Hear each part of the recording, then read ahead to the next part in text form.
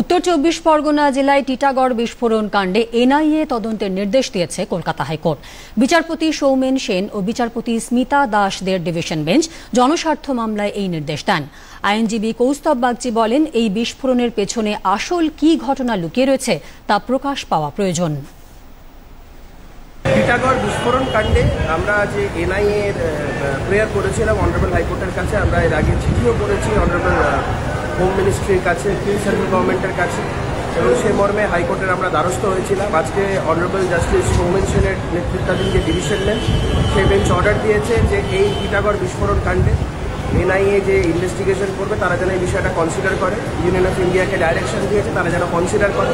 আমরা মনে করি এটা আমাদের নৈতিক জয়। পুলিশ যে ইচ্ছা করে ইন্ডিয়ান এক্সপ্লোসিভ অ্যাক্ট দিয়েছে, এক্সপ্লোসিভ সাবস্টেন্স অ্যাক্ট না দিয়ে, এটা সম্পূর্ণ তাদের ইচ্ছা করে দেওয়া, এবং আমাদের মনে হয় যে এনআইএ তদন্ত হলে সত্যিটা সামনে আসবে এবং আসল যারা দোষী ব্যক্তি এবং এই ঘটনার যে সত্যতা সেটাও সামনে আসবে।